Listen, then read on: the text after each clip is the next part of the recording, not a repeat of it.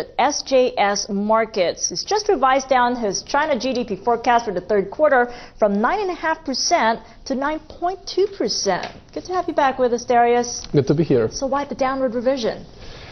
We cut a little bit the growth outlook for the third quarter. Is that a little bit? About 0.3%? 0.3 for China is only a little bit. Okay. And we did it because of the trade data last week, which showed shrinking in the external surplus, and this is going to subtract somewhat from Q3 growth.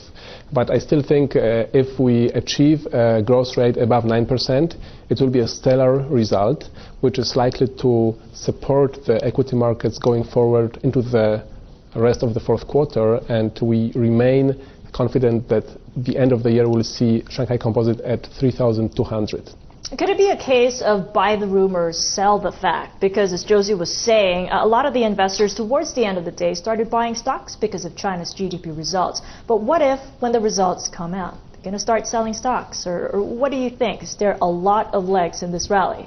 It does seem that some of the buying is preemptive on the hopes that the number will be really strong. However, even if the market runs up a little further ahead of the Thursday release, should we see the 9 handle on the GDP number, I think investors will be still impressed and reassured that after 2 quarters of lagging behind the government's growth target for the year, we are now exceeding it in the third quarter, and such strong result, I think, would prevent any major correction.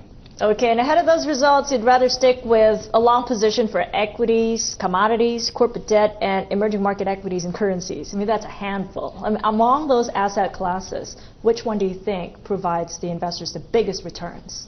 I think that commodities at this point look the most attractive. All those risky asset classes that you've mentioned have run up a lot, and I still think they have some legs going forward. But energy and base metals in particular, I think, have the biggest upside, especially that they are very sensitive to what's happening in China. So should Chinese GDP exceed expectations, then both base metals and crude are likely to move higher. We got about a minute. You're short on the dollar and sovereign debt. How come? The US dollar continues to be under pressure as a funding currency for the carry trade.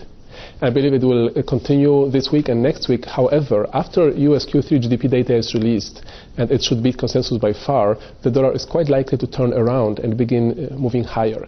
As to sovereign debt, well, outlook for monetary policy has to be for tightening because of the strength of the global recovery, so you can only be short sovereign debt. Okay, good to talk to you. Thank you so much for Thanks joining for us. having me. Dariusz Kowalczyk of SJS Markets here in Hong Kong.